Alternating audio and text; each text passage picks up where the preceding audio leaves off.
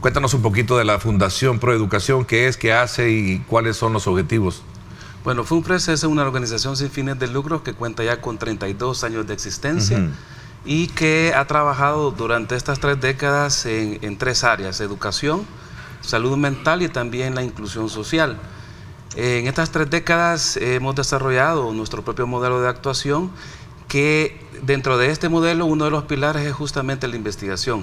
¿Qué buscamos hacer con la investigación? Que se vuelva un instrumento que nos ayuda a aproximarnos mejor a los fenómenos y a las problemáticas sobre las cuales actuamos, y que estamos diseñando, pensando alternativas de solución para poder abordar estas problemáticas que nosotros sobre las cuales trabajamos.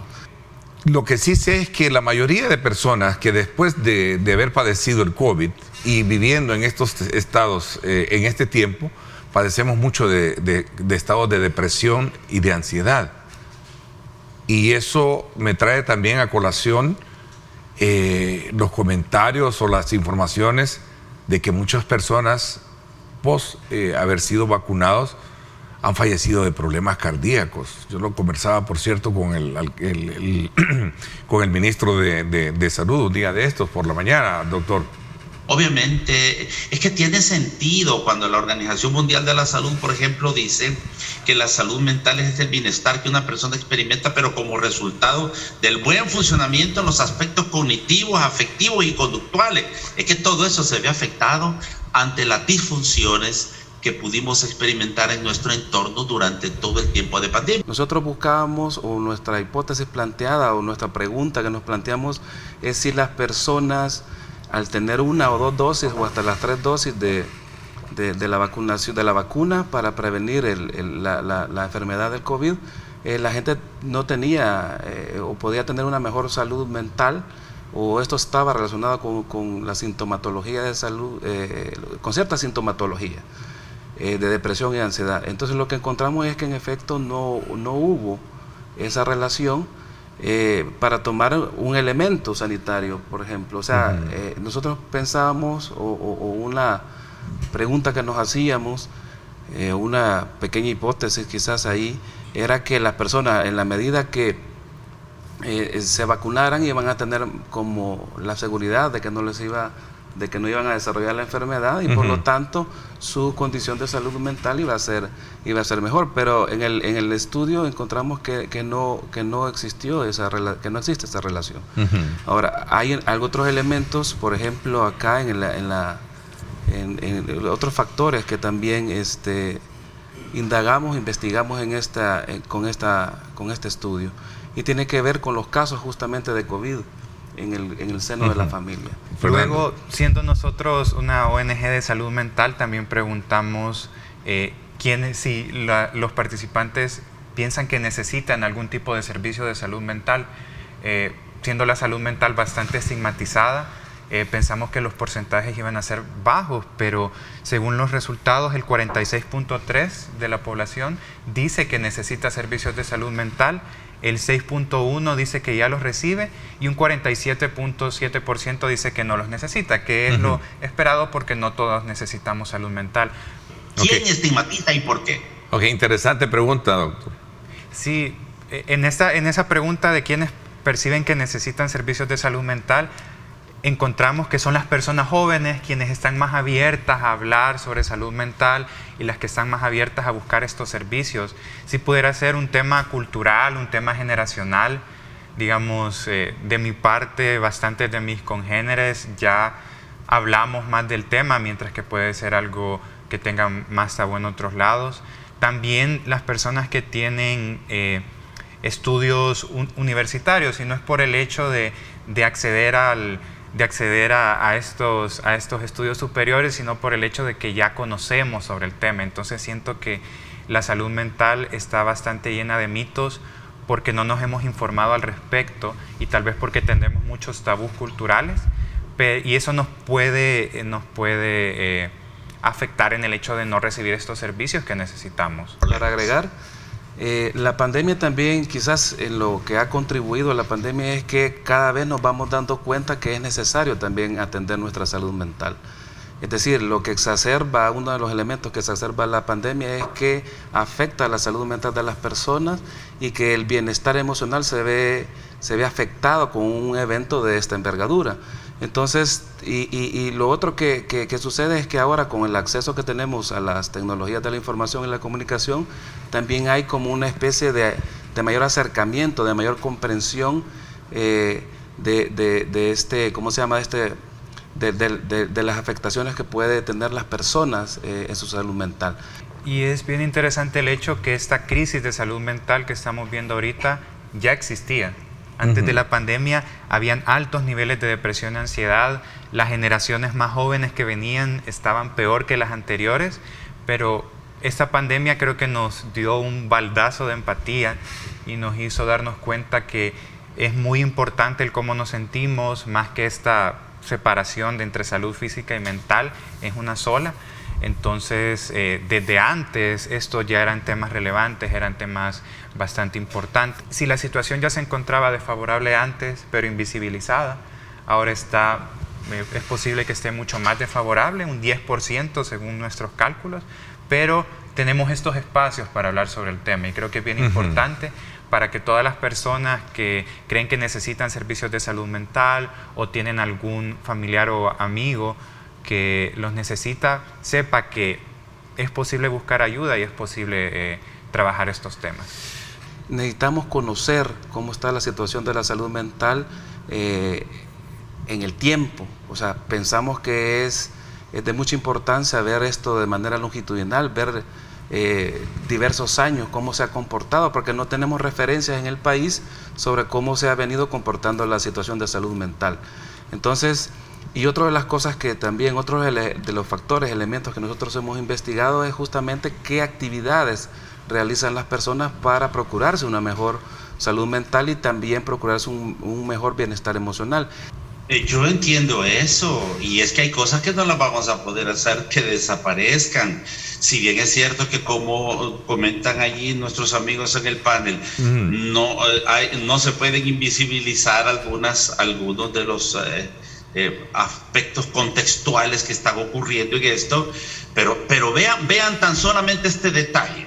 Los factores que pueden incidir en los problemas de la salud mental, la pérdida o duelo de un ser querido, el abuso doméstico y familiar, que son cosas que han aumentado.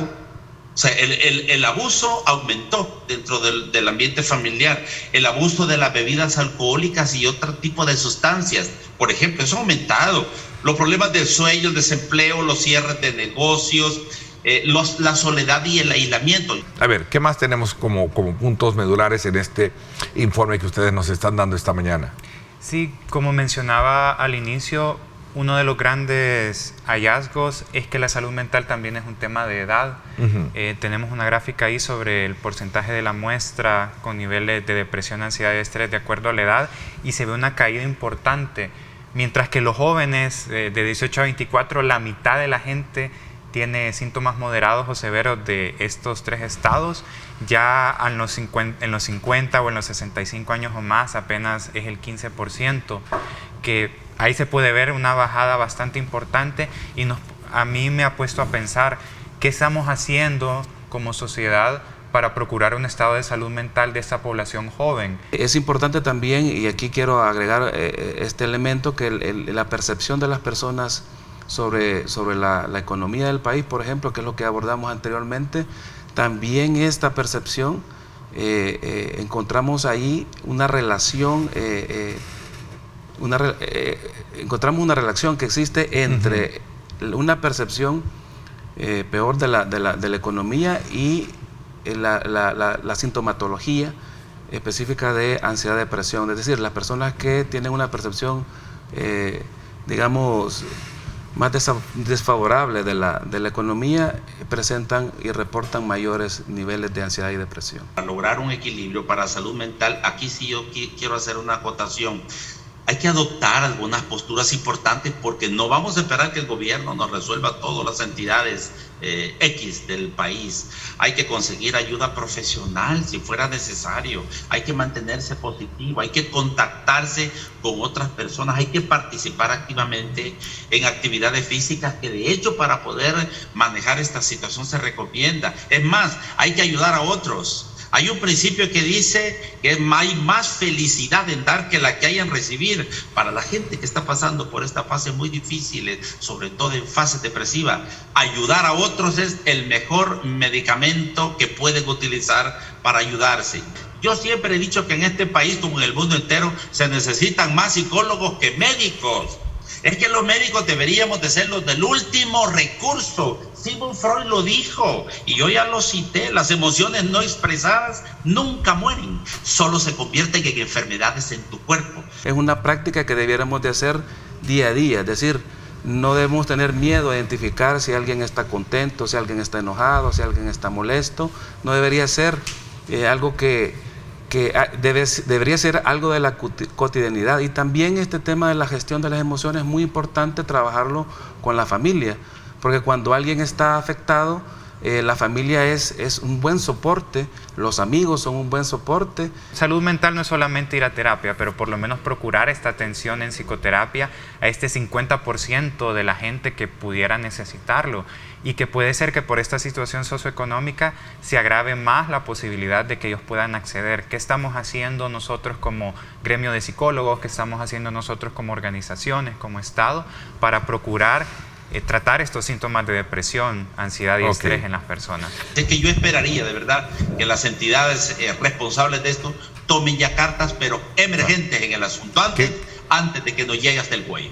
Primero veamos, no sé si fue con usted o alguien que yo hablé sobre este tema, yo creo que fueron diputados, que por qué se habían tardado tanto, porque estos ya estaban precisamente desde hace tiempo en la Asamblea Legislativa y no habían sido ratificados. Sí, solo uno estaba en la Asamblea Legislativa, sí, que es el de la negociación colectiva. ¿El número? 154. El 154, negociaciones colectivas, que implica el respeto de la libertad sindical y la protección del derecho a sindicación. Sí. Fomenta este tipo de negociación para fijar condiciones de trabajo, ¿verdad? Ese es el, sí. Ahí está, perdón. Y especialmente el tema de esto los sindicatos lo ven bastante fuerte porque es la definición del contrato colectivo. Estos convenios, para dejarlo claro, pasa por varios procesos. Lo primero era la decisión política del gobierno, y el presidente Nayib Bukele dijo claramente: este 1 de mayo entreguémosle a la clase trabajadora lo que tanto ha anhelado. Estas son peticiones que tienen 70 años, 50 años, 60 años, 40 años, 30 años del movimiento sindical. Se ha estado solicitando estos 5 convenios, pero ningún gobierno los había escuchado. Quiero explicar bien esto. El convenio internacional de OIT, cuando es ratificado, lo vamos a llevar, el Ministerio de Trabajo llega y lo coloca ante OIT, la ratificación. Después de eso viene el tema de implementación. O sea, el convenio es ratificado hoy, es depositado hoy, lo vamos a depositar en el mes de junio en la Asamblea General de la OIT. Y después de eso, su vigencia, según los mismos convenios, su vigencia entra un año después. Ahora, esto del seguro de desempleo es un reto para este gobierno, es un reto. A eso quería llegar, ese es un elemento indispensable, bueno, obviamente para quien no quisiera tener precisamente esa garantía de cobertura, esa cobertura, que solo lo logras tener en algunos casos cuando haces préstamos bancarios, que creo que en algunos casos se genera, ¿no? Sí, lo que pasa es que nosotros ya tenemos incluso un análisis sobre seguro de desempleo en el Ministerio de Trabajo, y la proyección es similar. En el margen del tiempo que nosotros tenemos, más adelante, probablemente va a ser una de las decisiones del presidente Bukele.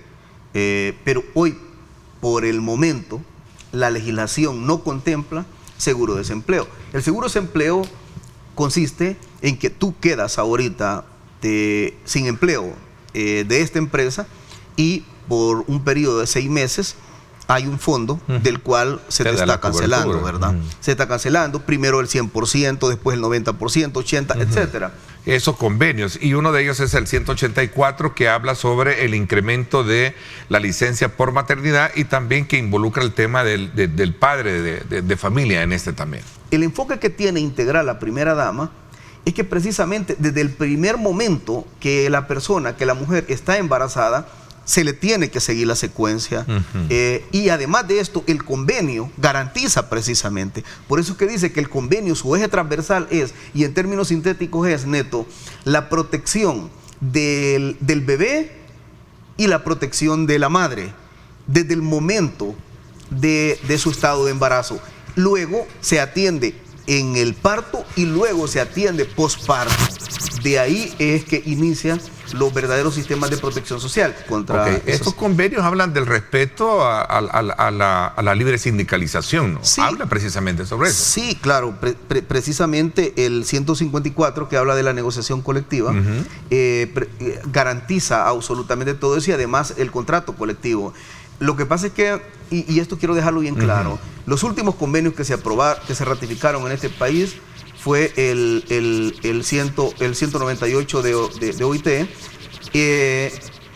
pero resulta, Neto, que fue en el gobierno del FMLN que salieron corriendo a ratificar 2 convenios, pero salieron a ratificar porque la Unión Europea condicionó que el sistema de preferencia arancelaria en ese momento lo iba a perder El Salvador, y tú te recuerdas que la empresa Calvo llegó en varias ocasiones a la Asamblea Legislativa y esos 2 convenios que ratificaron, que fue el 87 y 98 de OIT, prácticamente esos 2 convenios fueron ratificados a la carrera, a la ligera, no por una decisión gubernamental, sino por una presión internacional que hubo, y hoy nosotros ratificamos como algo inédito en la historia del país 5 convenios de un solo, que incluso ya nos están esperando en OIT para llevarlos a depositar, y esto, Dios mediante, la proyección es que los vamos a ir a colocar el 1 de junio ya a Ginebra, Suiza.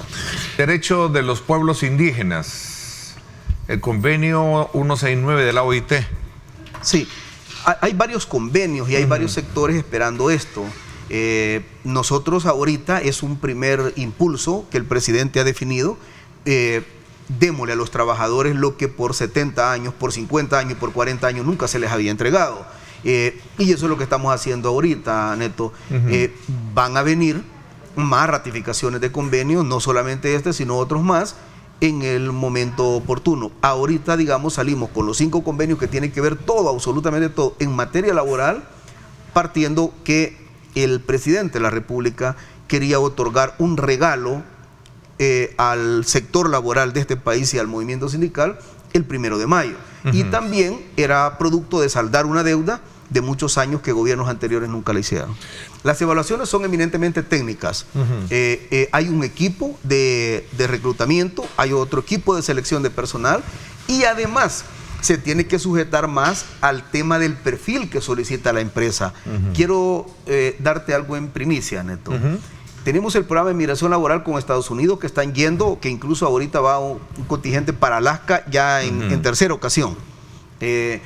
Tenemos el programa de migración laboral con Canadá, que Dios mediante, el próximo mes podría salir un nuevo contingente grande para Canadá. Canadá, estoy muy contento porque los periodos de estadía son de 2 años y las condiciones laborales son más dignas. Y te informo algo en primicia.